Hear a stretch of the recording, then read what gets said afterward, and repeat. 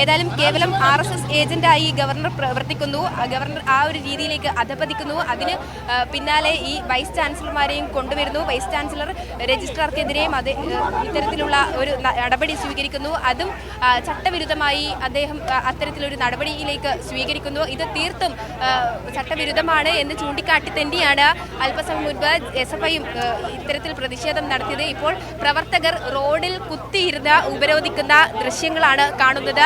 ഇത്തരത്തിലുള്ള നടപടി സ്വീകരിക്കുന്ന ഗവർണർക്കും അതോടൊപ്പം തന്നെ വൈസ് ചാൻസലർക്കുമെതിരെ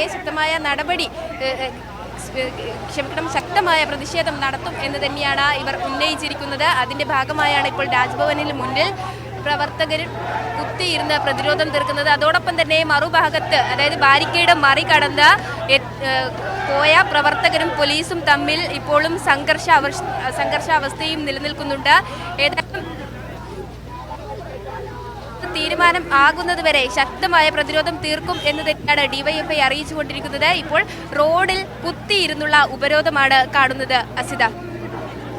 ശരി, മാനസ മനോജ് സംഭവ സ്ഥലത്ത് നിന്ന് തത്സമയ വിവരങ്ങൾ പങ്കുവയ്ക്കുകയാണ്. ദൃശ്യങ്ങൾ തന്നെ എല്ലാ കാര്യങ്ങളും സംസാരിക്കുന്നുണ്ട്. ദൃശ്യങ്ങളില്ല.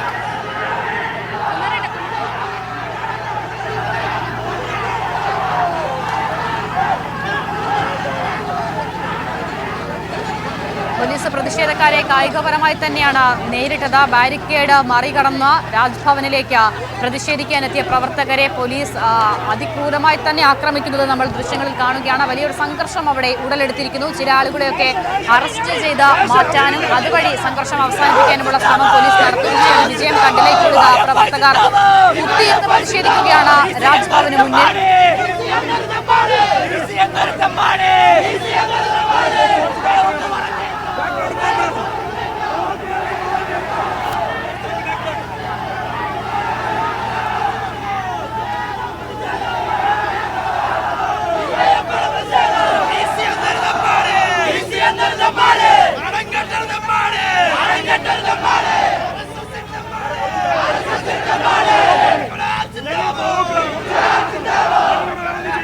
RSSന്റെ അജണ്ട നടപ്പിലാക്കാനുള്ള ടൂളായി കേരള സർവകലാശാലയുടെ താൽക്കാലിക വൈസ് ചാൻസലർ മാറുന്നതിനെതിരെ കൂടിയാണ് വലിയ പ്രതിഷേധം ഉയരുന്നത്. രജിസ്ട്രാറെ സസ്പെൻഡ് ചെയ്ത നടപടി അത് തന്നെ നിയമവിരുദ്ധമാണ്. സിൻഡിക്കേറ്റിന്റെ അനുമതിയില്ലാതെ, സിൻഡിക്കേറ്റ് അറിയാതെ സിൻഡിക്കേറ്റ് നിയമിച്ച രജിസ്ട്രാറെ സസ്പെൻഡ് ചെയ്യാനുള്ള അധികാരം അത് VCക്കില്ല. അപ്പോൾ അത്തരം അധികാരങ്ങളെയൊക്കെ മറികടന്നുകൊണ്ട് രാജ്ഭവന്റെ നിർദ്ദേശാനുസരണമാണ് രജിസ്ട്രാറെ സസ്പെൻഡ് ചെയ്യുന്നതിലേക്ക് VC മോഹനൻ കുന്നുമേൽ മാറിയത്. കൃത്യമായി RSSന്റെ ഏജന്റായി VC പ്രവർത്തിക്കുന്നു. അതിനെതിരെയൊക്കെയാണ് ഇപ്പോൾ വലിയ പ്രതിഷേധം അവിടെ നടക്കുകയും ചെയ്തത്. മാനസ, ഇപ്പോൾ എങ്ങനെയാണ് സാഹചര്യം? രാജ്ഭവന് മുന്നിൽ കുത്തിയിരുന്ന് പ്രതിഷേധിക്കാനുള്ള തീരുമാനത്തിലായിരുന്നു, പക്ഷേ പോലീസ് അതിന് അനുവദിക്കുന്നില്ലേ?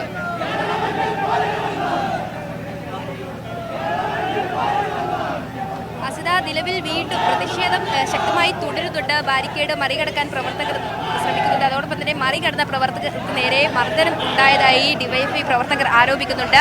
അതിലുള്ള ഒരു പ്രതിഷേധവും നിലവിൽ ഇവിടെ കാണാൻ സാധിക്കുന്നുണ്ട്. ഏതായാലും ഇത്തരത്തിൽ നിലപാടെടുക്കുന്ന ഗവർണർക്കും VCക്കുമെതിരെ ശക്തമായ പോരാട്ടം നടത്തും എന്ന മുദ്രാവാക്യം വിളിച്ചുകൊണ്ട് തന്നെയാണ് ഇത്തരത്തിലുള്ള പ്രതിഷേധം ഇവിടെ നടന്നുകൊണ്ടിരിക്കുന്നത്. അതായത് ഇത്തരത്തിൽ ആദ്യം രാജ്ഭവനെയാണ് ഗവർണർ ഇതിന്റെ ടൂളാക്കി മാറ്റിയത്. അതായത് RSS കാവ്യവൽക്കരണത്തിന്റെ ഭാഗമായി മാറ്റിയത് രാജ്ഭവനെയാണ്. അതിന് പിന്നാലെ സർവകലാശാലയിലേക്കും അദ്ദേഹത്തിന്റെ ഈ ഒരു തീരുമാനം പിന്തുടരാൻ ഈ VC ശ്രമിക്കുന്നു. അതിൽ പ്രതിഷേധിച്ച് രംഗത്തെത്തുമ്പോഴും അതിൽ പ്രതിഷേധമായ അല്ലെങ്കിൽ മതേതര നിലപാട് സ്വീകരിച്ച രജിസ്ട്രാറെ അവിടെ നിന്നും സസ്പെൻഡ് ചെയ്യുന്ന ഒരു നിലപാട് VC കൈക്കൊള്ളുന്നു. അതും ഇത്തരത്തിലുള്ള രാജ്ഭവൻ RSS വൽക്കരിക്കുന്ന നീക്കവുമായി അല്ലെങ്കിൽ RSSന്റെ അജണ്ടയാണ് അവിടെ നടപ്പാക്കുന്നത് എന്നത് വ്യക്തമാക്കുന്ന രീതിയിലുള്ള ഒരു നടപടി തന്നെയാണ് അല്പസമയം മുൻപ് വൈസ് ചാൻസലറായ മോഹനൻ കുന്നുമലിന്റെ ഭാഗത്തു നിന്നും ഉണ്ടായത്. അത് തീർത്തും ചട്ടവിരുദ്ധമാണ് എന്നത് വ്യക്തമായ ഒരു കാര്യമാണ്. ആ ഒരു സാഹചര്യവും എങ്ങനെയാണ് ഇത്തരത്തിലുള്ള VCമാർ പ്രവർത്തിക്കേണ്ടത് എന്നതടക്കമുള്ള കാര്യങ്ങൾ മന്ത്രിമാർ ഉൾപ്പെടെ വ്യക്തമാക്കി കഴിഞ്ഞു കഴിഞ്ഞ മണിക്കൂറുകളിൽ. ഏതായാലും സിൻഡിക്കേറ്റ് യോഗം പോലും ചേർക്കാതെ അല്ലെങ്കിൽ സിൻഡിക്കേറ്റ് യോഗത്തിൽ പോലും ഇതൊന്നും ചർച്ചയാവാതെ VC ഇത്തരത്തിലുള്ള ഒരു നടപടി സ്വീകരിച്ചു. അത് നിയമവിരുദ്ധവും ചട്ടവിരുദ്ധവുമാണ് എന്ന് തന്നെയാണ് വ്യക്തമാക്കുന്നത്. ഈ ഒരു സസ്പെൻഷൻ, ഈ ഒരു നടപടി നിലവിൽ നിലനിൽക്കില്ല എന്നതും വ്യക്തമാണ്. ആ ഒരു സാഹചര്യത്തിൽ RSSന്റെ അജണ്ട എങ്ങനെയും പിന്തുടരുക എന്ന ലക്ഷ്യം മാത്രം വെച്ചുകൊണ്ട് വൈസ് ചാൻസലറും അതിന് നിർദ്ദേശം കൊടുക്കാൻ രാജ്ഭവനും അതോടൊപ്പം തന്നെ ഗവർണറും നിലകൊള്ളുമ്പോൾ അതിനെതിരെ ശക്തമായ പ്രതിരോധം തീർക്കാൻ തന്നെയാണ് ഡിവൈഎഫ്ഐയുടെ തീരുമാനം. അതോടൊപ്പം തന്നെ ഇടത് സംഘങ്ങളുടെ തീരുമാനം. കഴിഞ്ഞ മണിക്കൂറുകളിൽ സിൻഡിക്കേറ്റ് അംഗങ്ങളും ഇടത് സിൻഡിക്കേറ്റ് അംഗങ്ങളും യൂണിവേഴ്സിറ്റിയിൽ നിന്ന് പ്രതികരിക്കുന്ന ഒരു സാഹചര്യം ഉണ്ടായിരുന്നു.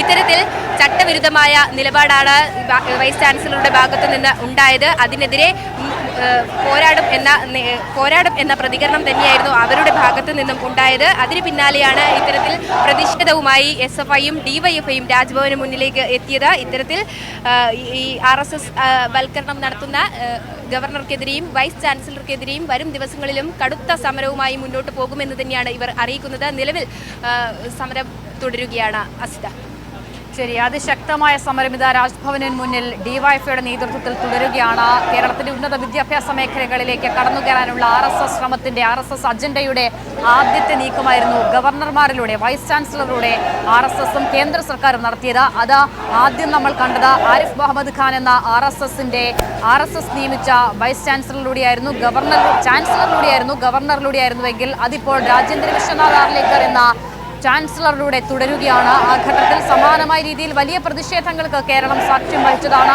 ഉന്നത വിദ്യാഭ്യാസ മേഖലയെ, സർവകലാശാലകളെ RSS വൽക്കരിക്കാനുള്ള നീക്കത്തിനെതിരെ അതിശക്തമായ പ്രതിഷേധം എല്ലാ കോണുകളിൽ നിന്നും ഉയരുന്നത് നമ്മൾ കണ്ടതാണ്. അവസാനം അത് കോടതികൾ വരെ കയറുന്ന സാഹചര്യമുണ്ടായി. അതിന് പിന്നാലെയാണ് രാജേന്ദ്ര വിശ്വനാഥ് ആർലേക്കർ എന്ന പുതിയ ഗവർണർ, അത് RSSലൂടെ വളർന്ന ഗവർണർ കേരളത്തിലേക്ക് എത്തുന്നത്. വീണ്ടും സമാനമായ സാഹചര്യങ്ങൾ ഉന്നത വിദ്യാഭ്യാസ രംഗത്ത് നമ്മൾ കാണുകയാണ്. സർവകലാശാലകളിലേക്ക് RSS അജണ്ട നടപ്പിലാക്കാനുള്ള ശ്രമം ചാൻസലർ നടത്തുന്നു. അതിന് VCയെ ഉപയോഗിക്കുന്നു. കേരള സർവകലാശാലയിൽ താൽക്കാലിക VC മോഹനൻ കുന്നുമേൽ ആ നിലയിൽ ഗവർണറുടെ ഉപകരണമായി മാറുന്നു.